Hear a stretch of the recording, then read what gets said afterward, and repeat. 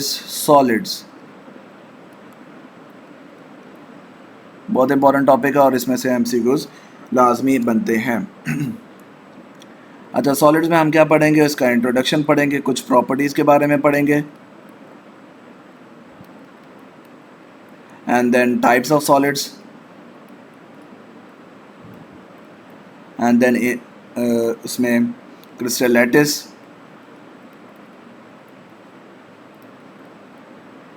उससे रिलेटेड जो टर्म्स होंगी उनको पढ़ेंगे, and then at the end lattice energy. तो ये सारी चीज़ें हम जो है ना आज डिस्कस करते हैं। सबसे पहले हमारे पास जो है वो इंट्रोडक्शन आ जाता है। सॉलिड्स आपको पता है वो ऐसे मटेरियल को कहते हैं जिनमें एटम्स जो होते हैं they are closely packed to each other. For example अगर मैं ये एटम्स को शो करूं तो ये सॉलिड के जो पार्टिकल्स होते हैं they are closely packed to each other, और उनकी जो अरेंजमेंट होती है वो एक प्रॉपर अरेंजमेंट में मौजूद होते हैं। जबकि एज़ कम्पेयर टू लिक्विड, अगर हम लिक्विड की बात करें थोड़ा थोड़ा सा उनमें जो है वो गैप होता है as compare to that of solid. और जब अगर हम गैसेस के पार्टिकल्स के बारे में बात करें तो उनके जो पार्टिकल्स हैं वो एक दूसरे से 1 किलोमीटर दूर दूर होते हैं। ठीक है, ये आपकी kinetic molecular theory of particles जो है ना वो हमें बताती है कि सॉलिड जो हैं the particles are packed together, और उनके दरम्यान में आपस में फोर्सेस ऑफ अट्रैक्शन बहुत ज़्यादा स्ट्रॉन्ग होती है, जिसकी वजह से इनको तोड़ना या फिर इनको जो है ना they are hard in nature. ठीक है, और इनके बॉइलिंग मेल्टिंग पॉइंट्स भी हाई होते हैं। अच्छा, अगर टाइप्स के बारे में बात करें, types of solids, there are two major types of solids. Number one is crystalline solid,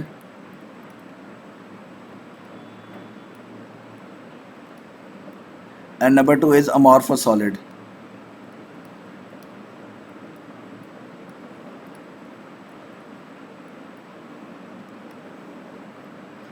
तो इनका बेटा अगर हम डिफरेंस के बारे में बात करें तो क्रिस्टलाइन सॉलिड वो होते हैं द मॉलिक्यूल्स या आयंस इनमें जो 3 डायमेंशनल स्पेसिफिक पैटर्न होता है।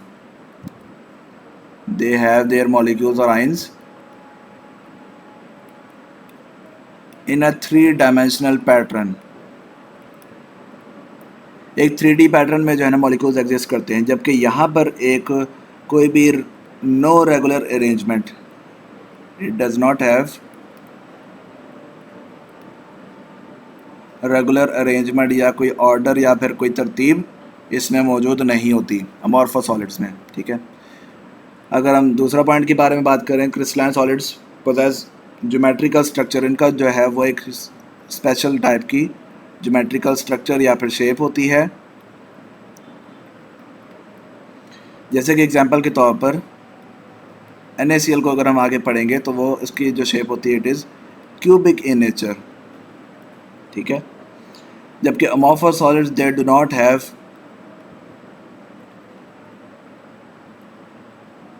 डेफिनेट शेप, उनकी कोई डेफिनेट शेप प्रॉपर शेप नहीं होती या फिर स्ट्रक्चर नहीं होता।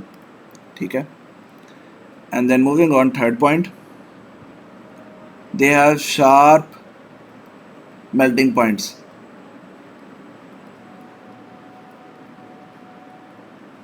शार्प मेल्टिंग पॉइंट का मतलब ये है कि इनका बिल्कुल एग्जैक्ट जो है ना वो एक मेल्टिंग पॉइंट होता है जहाँ पर वो उस टेम्परेचर को अगर रीच कर जाए तो फिर वो चीज़ मेल्ट होना स्टार्ट हो जाती है। फॉर एग्जांपल सोडियम क्लोराइड का ही देख लें तो ये MCQ में पूछा जाता है 801 degree Celsius is the melting point of sodium chloride. ठीक है, जबकि अगर हम इनके बारे में बात करें अमॉर्फस सॉलिड्स के बारे में, तो अमॉर्फस सॉलिड्स का ज़ाहिर सी बात है they do not have sharp melting at boiling points, लेकिन शार्प मेल्टिंग पॉइंट इनका नहीं होता।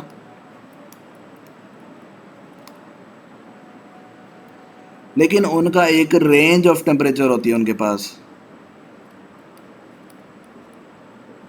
जैसे हमने इधर बताया कि इसकी तो एक प्रॉपर वैल्यू है ना कि 801, लेकिन इनकी रेंज है कि 700 से 800 के दरम्यान में या फिर डिफरेंट चीज़ों के दरम्यान में वो हो सकते हैं। ठीक है, और ये बने भी इस तरह से ही होते हैं कि इनको जो है ना सुपर कूल्ड लिक्विड कहा जाता है। They are known as super cooled liquid.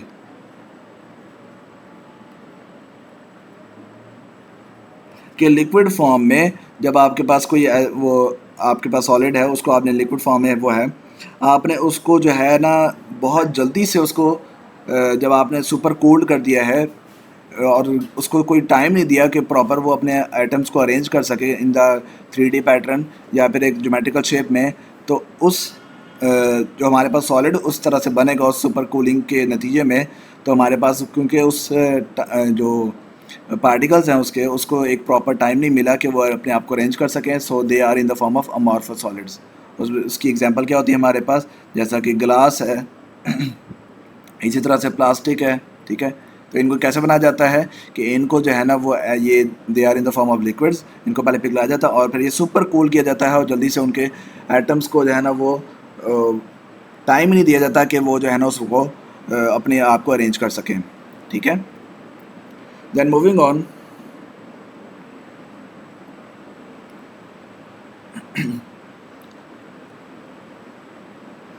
Anisotropy कुछ इससे रिलेटेड टॉपिक्स हैं।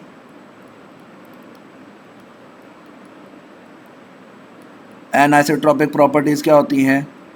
The properties which depends upon the direction of crystal, ये डिपेंड करती हैं, डिपेंड्स अपॉन डायरेक्शन के चेंज करने पर जो प्रॉपर्टीज़ चेंज होती हैं, these are known as anisotropic properties. Crystal यानी वो जो आपका क्रिस्टलाइन सॉलिड है उसका आप यूनिट समझ लें या छोटा पार्ट जो है उसको क्रिस्टल कहते हैं। तो ऐसी प्रॉपर्टीज़ जो कि डिपेंड करती हैं डायरेक्शन पे, यानी एक डायरेक्शन पे तो उसकी प्रॉपर्टी एक है, लेकिन दूसरी अगर डायरेक्शन कर दें तो फिर उसकी प्रॉपर्टी वो नहीं रहती जो पहले थी, तो फिर उसको हम कहते हैं एनिसोट्रॉपिक प्रॉपर्टीज़, ठीक है। For example electrical conductance in graphite, इसकी बेस्ट एग्जांपल है इलेक्ट्रिकल कंडक्टेंस ऑफ ग्रेफाइट। तो ग्रेफाइट में बेटा क्या होता है, graphite consist of carbon layers, वो उसमें लेयर्स होती हैं ऐसे, ठीक है। तो लेयर्स के अलोंग जो है ना वो आपके पास जो इलेक्ट्रॉन्स हैं वो मौजूद होते हैं।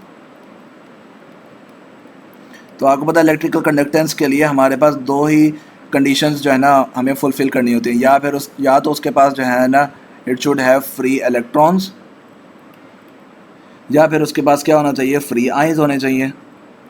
ये दोनों कंडीशंस हैं कि जिसमें आपकी इलेक्ट्रिकल कंडक्टेंस जो है ना वो हो सकती है।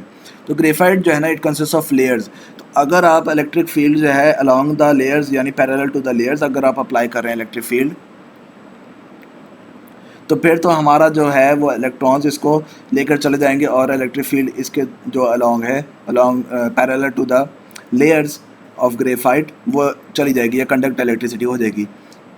लेकिन अगर हम electric field perpendicular to the layers है ना वो अप्लाई करेंगे तो फिर इलेक्ट्रिक जो कंडक्टेंस है वो इसमें अप्लाई नहीं होगी, क्योंकि जो इसकी प्रॉपर्टी है इलेक्ट्रिकल कंडक्टेंस की, it is only applicable along the या फिर parallel to the layers of the graphite, but it is not applicable on to the perpendicular to the layers, ठीक है। तो ये आपकी ऐसी प्रॉपर्टी जो कि डिपेंड करती है डायरेक्शन के ऊपर, उसको कहते हैं एनिसोट्रॉपिक प्रॉपर्टी। इसकी और एग्जांपल्स क्या क्या है, एक तो मैंने आपको इलेक्ट्रिकल कंडक्टेंस एग्जांपल दे दी, इस तरह से रिफ्रैक्टिव इंडेक्स वो भी डायरेक्शन चेंज करने पर चेंज होता है, and also coefficient of thermal expansion, coefficient of thermal expansion हो गया। इसी तरह से हमारे पास इसकी एग्जांपल है क्लीवेज ऑफ क्रिस्टलाइन सॉलिड्स। तो ये भी हमारे पास एनिसोट्रॉपिक। क्लीवेज का मतलब होता है कि एक डायरेक्शन से किसी चीज़ को तोड़ना, जैसे ये सॉलिड है तो अगर हम यहाँ से फोर्स लगा रहे हैं तो फिर वो ब्रेक कर रहा है, लेकिन अगर हम यहाँ से फोर्स इसको कर रहे हैं तो फिर वो ब्रेक नहीं हो रहा। सो द प्रॉपर्टी कि जिसके ज़रिए से वो टूट जाता है एक प्रॉपर डायरेक्शन में, it is known as cleavage, ठीक है। अच्छा, इसी तरह से हमारे पास एक और टर्म है, इट इज़ सिमेट्री। सिमेट्री कहते हैं कि रिपीटिशन ऑफ फेसेस, एंगल्स या एजेस। जब आप किसी भी सॉलिड को, जो अभी हम क्रिस्टलाइन सॉलिड की बात करें, जो क्रिस्टलाइन सॉलिड है उसको जब आप 360 डिग्री रोटेट करोगे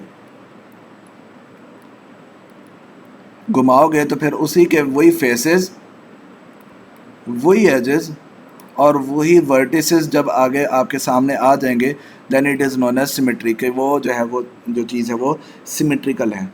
ठीक है, when the repetition मतलब जो repetition of faces, edges and vertices when a solid is rotated at 360 degree, then it is known as symmetry. Next, ये सारी जो है ना डेफिनेशंस हमारे पास। Habit of a crystal, habit of a crystal वो कहते हैं कि क्रिस्टल की डिफरेंट शेप्स होती हैं, लेकिन वो shape, the shape of crystal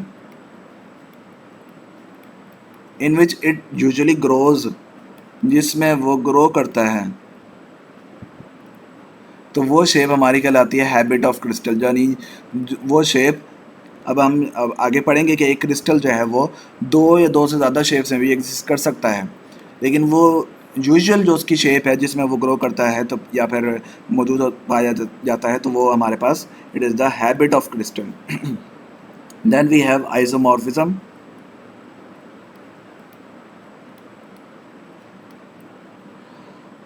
isomorphism कहते हैं कि the phenomena in which two different compounds exist in the same crystalline form. Two different compounds है हमारे पास, iso mean same and morph का मतलब होता है फॉर्म, यानी कि ये ऐसा फिनोमेना है जिसमें दो डिफरेंट कंपाउंड्स एक ही सेम फॉर्म में एग्जिस्ट कर रहे हैं। ठीक है, उनकी शेप क्या है, they have the same shape. For example के तौर पर अगर हम देखें तो NaNO3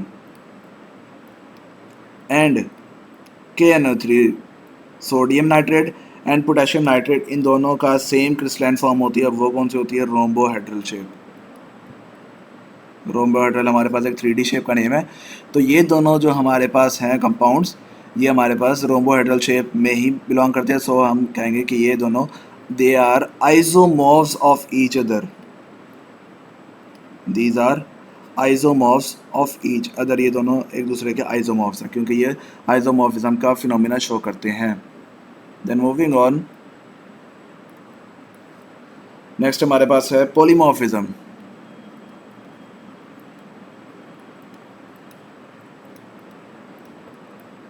अच्छा जी, पॉली का मतलब होता है मैनी और मॉर्फ का मैंने अभी मतलब बताया आपको, फॉर्म या फिर स्ट्रक्चर। अब इसमें जो है ना उलट हो जाएगा कि एक जो है ना वो कंपाउंड है हमारे पास और उसकी डिफरेंट जो है ना वो शेप्स हैं या फिर फॉर्म्स हैं। ठीक है, पहले हमने क्या पढ़ा, आइसोमॉर्फिज्म का बिल्कुल उलट जो है ना पॉलीमॉर्फिज्म। आइसोमॉर्फिज्म में दो डिफरेंट कंपाउंड्स है with having the same form और स्ट्रक्चर, जैसा कि NaNO3 KNO3 एक ही फॉर्म में एग्जिस्ट कर रहे थे, जबकि पॉलीमॉर्फिज्म इसके बिल्कुल ऑपोजिट है। इसमें one compound can exist in two or more than two different types of shapes. ठीक है, तो जैसा कि एग्जांपल हमारे पास है AgNO3 की, सिल्वर नाइट्रेट AgNO3 हमारे पास रोम्बोहेड्रल में भी एग्जिस्ट करता है और इसी तरह से ऑर्थोरोम्बिक में भी एग्जिस्ट करता है।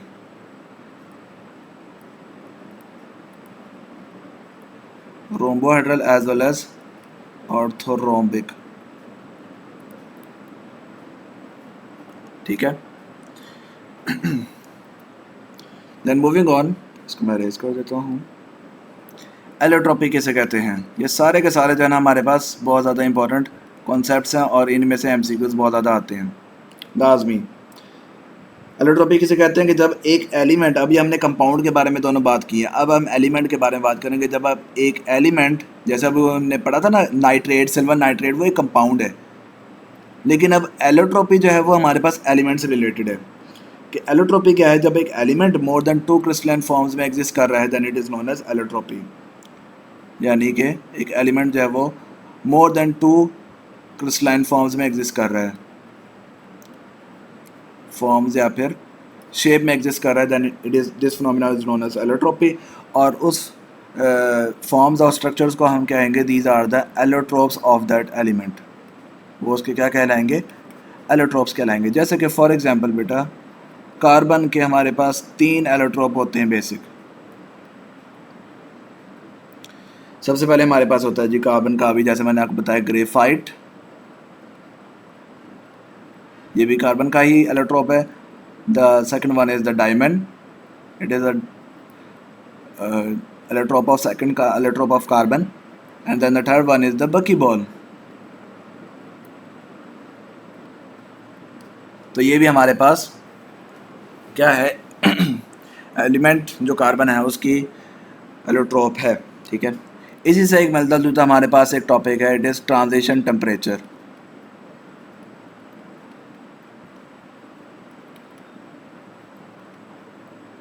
ट्रांजिशन टेम्परेचर बेटा किसको कहते हैं? वो temperature, that temperature at which ये जो दोनों क्रिस्टलाइन फॉर्म्स हैं, ये दो हैं, ये तीन है, वो एक ही टेम्परेचर पे को एग्जिस्ट कर रही हैं, द को एग्जिस्ट एट्स द सेम टेम्परेचर।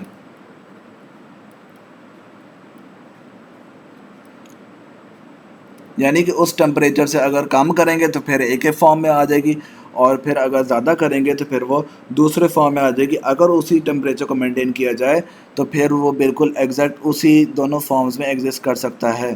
तो ग्रेड 10 हमारे पास क्यूबिक भी होता है, और इसी तरह से दूसरी फॉर्म ग्रेड 10 की हमारे पास है वाइट टिन। टिन की दूसरी फॉर्म है वो हमारे पास होता है टेट्रागोनल शेप में। तो इसमें जो इन दोनों के दरम्यान में जो टेम्परेचर है, the transition temperature is 13.2 degree Celsius, कि जिस टेम्परेचर पर दोनों जो हमारी एलोट्रोप्स हैं दे कैन को exist at the same time, ठीक है। और अगर ज़्यादा करेंगे तो फिर वो उसकी तरफ चला जाएगा, ज़्यादा कम करेंगे तो फिर पिछले वाले की तरफ चला जाएगा। Then moving on next topic की तरफ, लैटिस एनर्जी। पहले हम लैटिस स्ट्रक्चर के बारे में बात करते हैं। लैटिस किसे कहते हैं?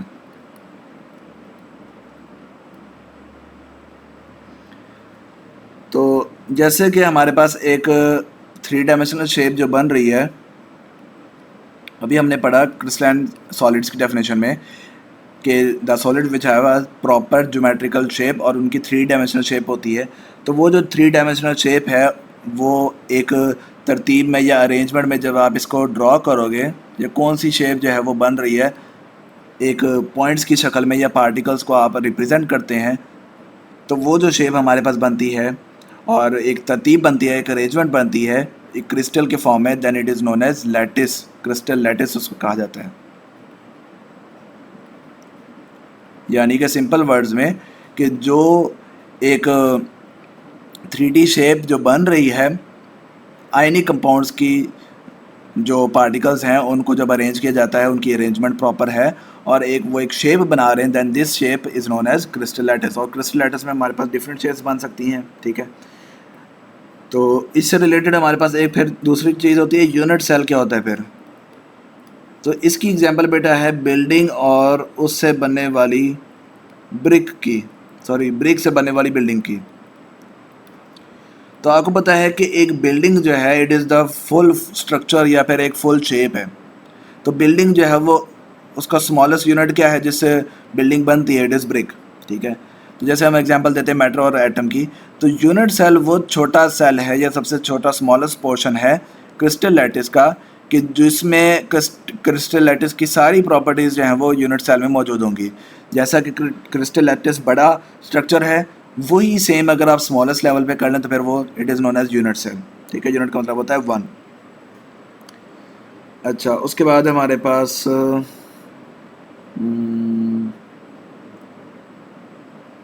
कोऑर्डिनेशन नंबर है। जो चीज़ें सिर्फ मैं बता रहा हूँ सिर्फ आपने वो करनी है, बाकी आपको करने की ज़रूरत नहीं है, ठीक है। उन रीडिंग को हम छोड़ देंगे। अच्छा, कोऑर्डिनेशन नंबर क्या होता है बेटा कि अगर सोडियम क्लोराइड की अगर हम बात करें तो सोडियम क्लोराइड का स्ट्रक्चर अभी हमने पढ़ा क्यूबिक होता है, ठीक है। तो एक सोडियम को कितने क्लोरीन ने घेरा हुआ है? जैसे एक क्यूबिक होता है, तो क्यूब अगर हम ड्रॉ करें इधर तो इस तरह से,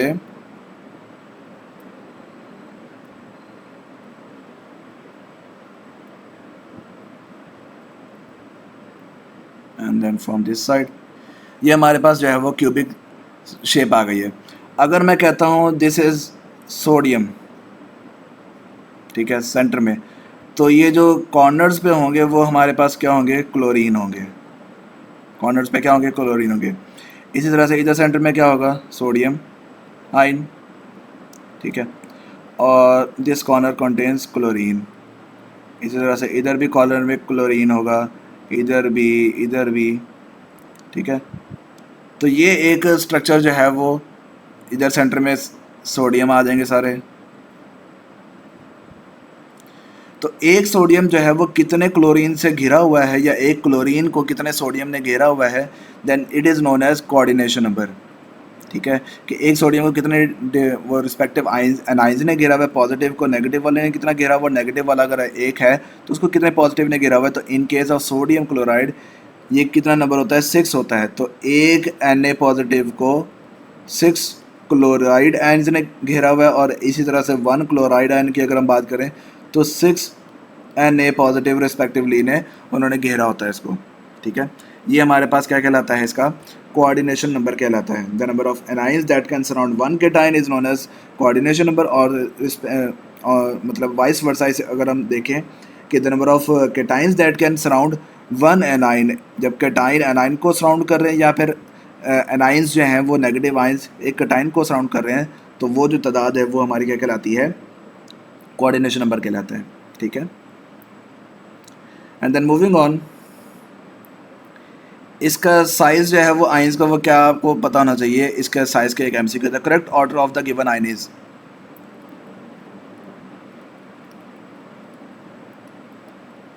कहते हैं कि जी करेक्ट ऑर्डर बताएं इनमें से कौन सा है।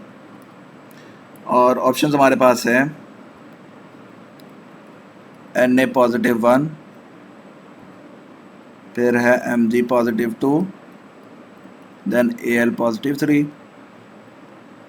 बी ऑप्शन क्या है, Al positive 3, then Mg 2 positive, and then sodium positive 1। इसमें है जी सोडियम पॉजिटिव 1, एल्यूमिनियम पॉजिटिव 3, फिर मैग्नीशियम आ गया, या फिर मैग्नीशियम पहले है, and then sodium, and then aluminium. तो तरतीब वाइज किसका जो है वो ज़्यादा बनेगा और किसका कम बनेगा, तो इसका अंदाज़ा बेटा हमने इस चीज़ से लगाना है। ये जो चार्ज है, ये चार्ज हमें क्या शो कर रहा है कि +3 का मतलब है कि इसने सर 3 इलेक्ट्रॉन्स जो है ना वो लूज़ कर लिए हैं, 3 इलेक्ट्रॉन्स लूज़ कर लिए हैं। और हमने जो है ना प्रीवियस लेक्चर्स में पढ़ा था कि जब भी एक कैटाइन बनता है, the size of cation is smaller, is always smaller than that of parent atom। कि जब भी एक चीज़, एक एटम जो है वो अपने इलेक्ट्रॉन को लूज़ कर देता है, फॉर एग्जांपल ये सोडियम की अगर हम बात करें, पहले में 2 इलेक्ट्रॉन, दूसरे में 8 इलेक्ट्रॉन, और तीसरे में हमारे पास 1 इलेक्ट्रॉन मौजूद होता है आउटर मोस्ट शेल में। तो अगर हम इस 1 इलेक्ट्रॉन को वो रिमूव कर देता है तो फिर हमारे पास कितने रह जाते हैं, 2 इलेक्ट्रॉन वाला एक शेल रह जाता है, और एक रह जाता है हमारे पास 8 इलेक्ट्रॉन वाला शेल, ठीक है। तो इससे क्या हुआ, ये पेरेंट साइज़ का एटम तो ज़्यादा था, लेकिन इसका जो है वो कैटाइन का हमारे पास कम हो गया साइज़, ठीक है। और दूसरी चीज़ ये है, एक तो ये पॉजिटिव, सारे ही पॉजिटिव है सर, फिर हम कैसे उसको जो है रिप्रेजेंट करेंगे। तो ये जो चार्ज नंबर है ये हमें बता रहा है कि कितने इलेक्ट्रॉन लूज़ हुए हैं। अगर तो 1 इलेक्ट्रॉन लूज़ हुआ है तो फिर उसका साइज़ थोड़ा सा कम होगा, 2 इलेक्ट्रॉन लूज़ हुए हैं तो उसका साइज़ और ज़्यादा कम होगा, और अगर 3 इलेक्ट्रॉन लूज़ हुए हैं तो उसका साइज़ सबसे छोटा हो जाएगा। यानी जितने इलेक्ट्रॉन्स लूज़ करते जाएंगे उतना साइज़ जो है वो स्मॉलर होता जाएगा। तो हमारा ऑप्शन क्या बनेगा, option number A is the correct answer. क्यों ए हमारा करेक्ट आंसर है, क्योंकि वो बता रहा है कि सबसे बड़ा जो है वो सोडियम होगा क्योंकि उसने सिर्फ 1 इलेक्ट्रॉन लूज़ किया है। मैग्नीशियम जो है वो उसके बाद होगा क्योंकि उसने 2 इलेक्ट्रॉन लूज़ किए, जबकि सबसे छोटा जो है वो आपके पास एल्यूमिनियम होगा। और एल्यूमिनियम क्योंकि इसका मुंह जो है उस तरफ खुलता है ना जो बड़ा होता है, तो बड़ा सोडियम है, उससे छोटा मैग्नीशियम, और एल्यूमिनियम ने 3 इलेक्ट्रॉन्स को लूज़ किया है, than it is the smallest of them all, ठीक है। तो ये रीज़न आपको मैंने बता दी। And then moving on, next topic इससे रिलेटेड क्या है, it is the lattice energy.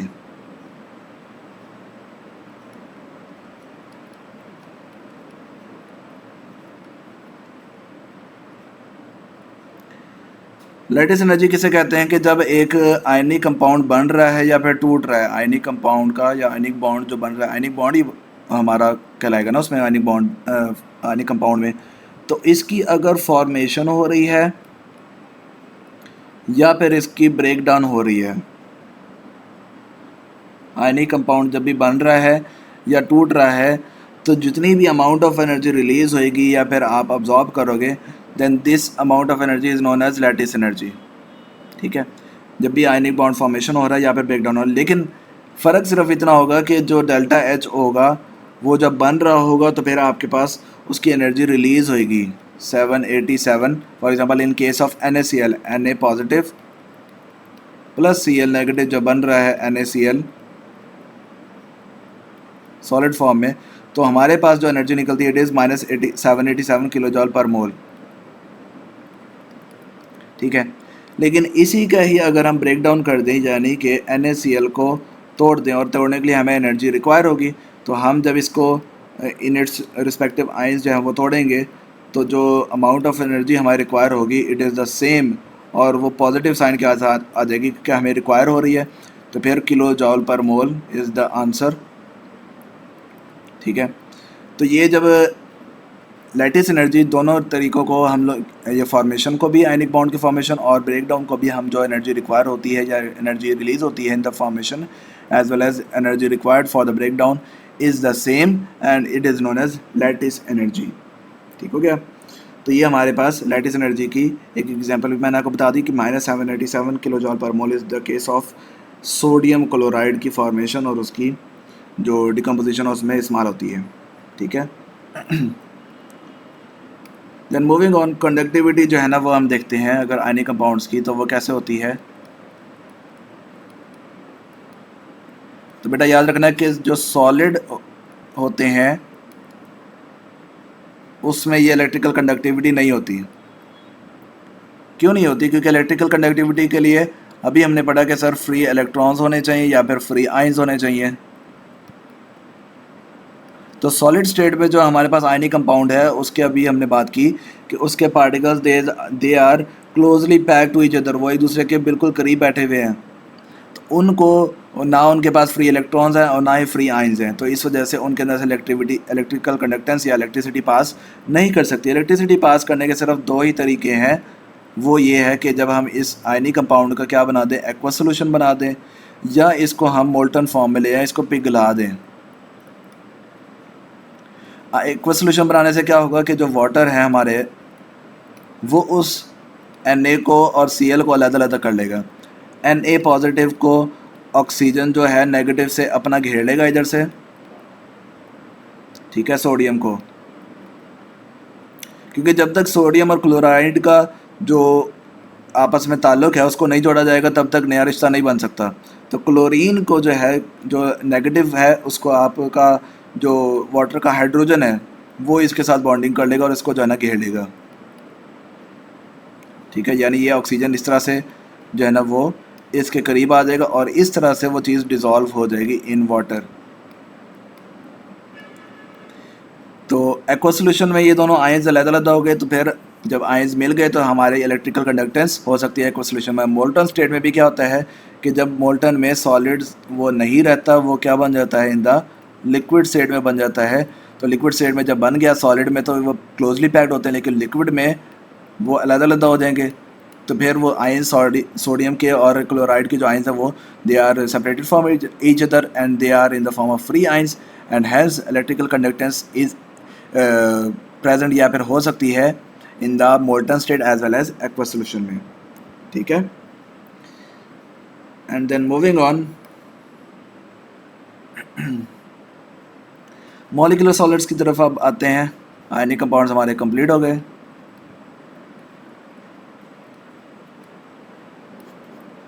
Molecular solids क्या होते हैं, थोड़ा सा सॉफ्ट होते हैं एंड ईजीली टू ब्रेक होते हैं। दे आर मोस्टली वॉलेटाइल, उनके जो है मेल्टिंग एंड बॉइलिंग पॉइंट्स क्या होते हैं, लो होते हैं, क्योंकि जो मॉलिक्यूलर सॉलिड्स होते हैं वो हमारे पास कोवलेंट बॉन्डिंग से बनते हैं, और कोवलेंट बॉन्ड जो है as compare to ionic bond it is a weak bond. Ionic bond तो स्ट्रॉन्ग था ना, जिसकी वजह से उसकी मेल्टिंग और बॉइलिंग पॉइंट भी हाई थे, लेकिन जिसका जो कोवलेंट बॉन्ड है it is a weak bond as compare to ionic bond. इस वजह से इसकी जो मेल्टिंग एंड बॉइलिंग पॉइंट्स हैं these are low. Melting and boiling points क्या होते हैं, दोनों लो होते हैं। बैड कंडक्टर ऑफ इलेक्ट्रिसिटी, ना इनके पास फ्री इलेक्ट्रॉन्स होते हैं ना ही फ्री आयंस होते हैं, इस वजह से ये इलेक्ट्रिसिटी को कंडक्ट नहीं कर पाते। और इसकी एग्जांपल हमारे पास क्या है, आयोडीन की I2 हमारे पास क्या है, एक मॉलिक्यूलर सॉलिड है और बेस्ट एग्जांपल इसकी है ये आयोडीन का। आयोडीन के बॉन्ड डिस्टेंस जो है वो आपने याद रखना है, आयोडीन बॉन्ड डिस्टेंस वो कितना होता है, इट इज़ 271.5 पिकोमीटर। जबकि आयोडीन अगर गैस फॉर्म में है तो फिर हमारे पास जो है वो उसका 266.6 पिकोमीटर जो है ना वो इसका डिस्टेंस होता है। और इसका जो स्ट्रक्चर होता है it is face centred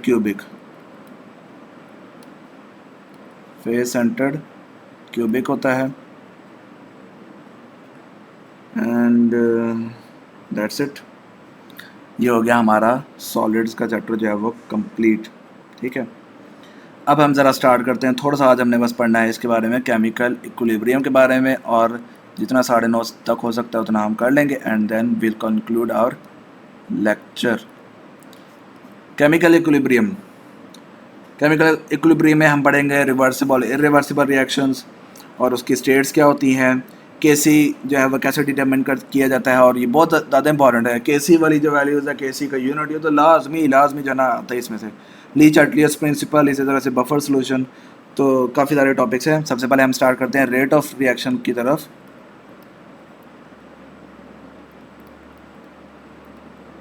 rate of reaction का बेटा मतलब क्या होता है, रेट मीन्स स्पीड, कि रिएक्शन जो है वो कितनी स्पीड पर चल रहा है, मूव कर रहा है, whether it is moving slow, whether it is moving fast, तो वो हमारा बताता है रेट ऑफ रिएक्शन। यानी पर यूनिट टाइम के लिहाज से कितना जो है वो रिएक्टेंट्स जो हैं वो प्रोडक्ट्स में कन्वर्ट हो चुके हैं। अच्छा, रिएक्टेंट्स और प्रोडक्ट्स क्या होते हैं, रिएक्टेंट्स वो चीज़ें होती हैं जो कि हम जिनको आपस में रिएक्ट करवा रहे हैं और जो हमारे पास रिज़ल्ट में बन रहे हैं, these are the products.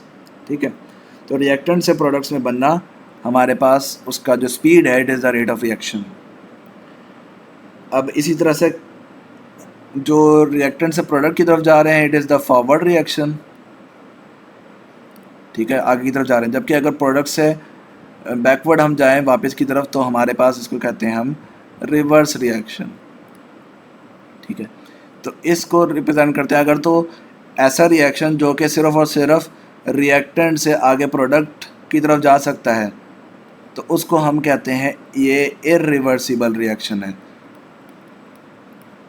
Irreversible की मीनिंग कि वो वापस रिवर्स नहीं हो सकता, यानी प्रोडक्ट से वापस रिएक्टेंट्स कन्वर्ट नहीं हो सकते। These are the irreversible reaction. लेकिन ऐसा रिएक्शन जो कि रिएक्टेंट से प्रोडक्ट भी जा रहा है और प्रोडक्ट से वापस रिएक्टेंट भी बना रहा है, then it is known as reversible reaction. ठीक है, तो इसको हम डबल एरो से रिप्रेजेंट करते हैं रिवर्सिबल रिएक्शन को, जबकि इसको जो है हम लोग सिंगल एरो से रिप्रेजेंट करते हैं इरिवर्सिबल रिएक्शन को।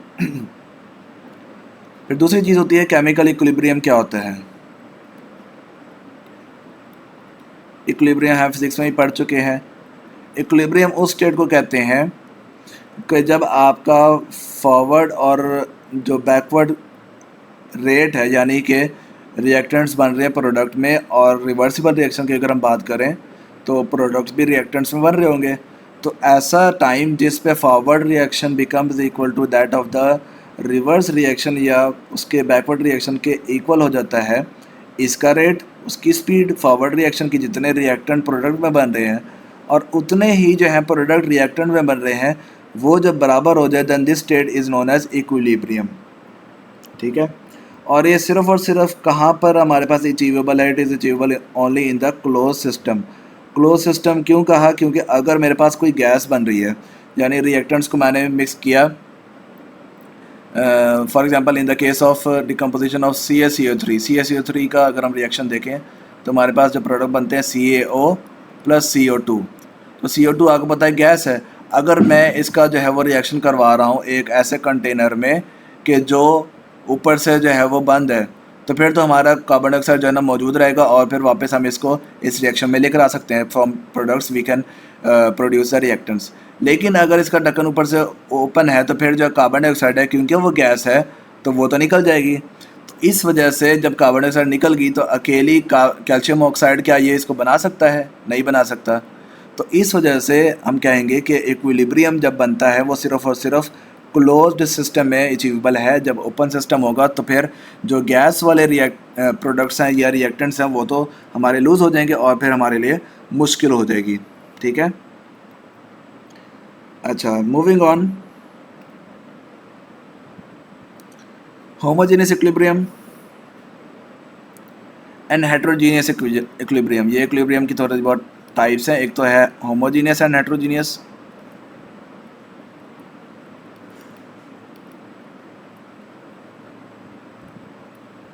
एंड देन स्टैटिक और डायनेमिक इक्विलिब्रियम।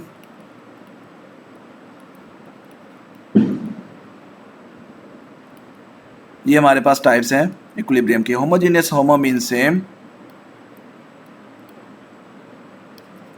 और जीनियस जो है ना वो उसको कंपोजिशन को शो करता है।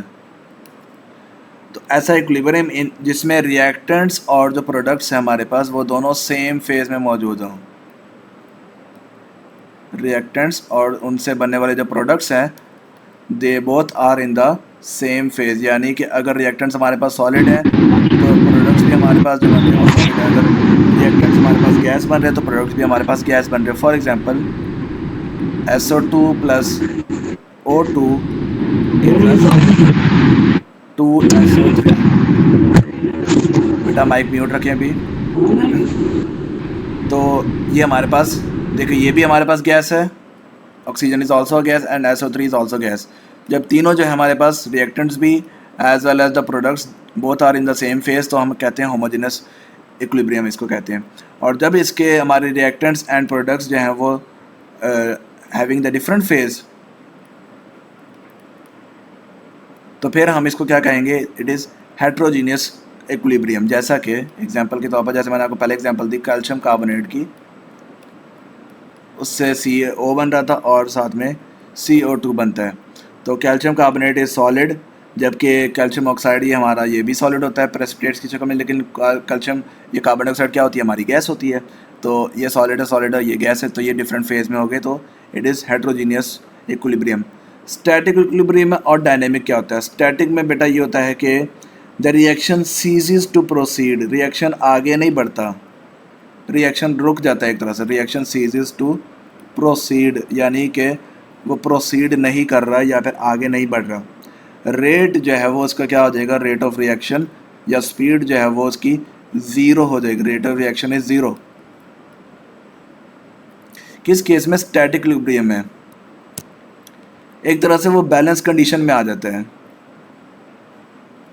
इसकी एग्जांपल ये आती है कि अ बिल्डिंग इज़ बैलेंस्ड, कि बिल्डिंग जो बैलेंस रहती है कि जब उसकी ऊपर वाली फोर्सेस और जो अर्थ की जो फोर्सेस है वो दोनों आपस में बैलेंस है। इस वजह से ये एक स्टैटिक इक्विलिब्रियम में मेंटेन रहती है और वो आगे पीछे मूव नहीं करती।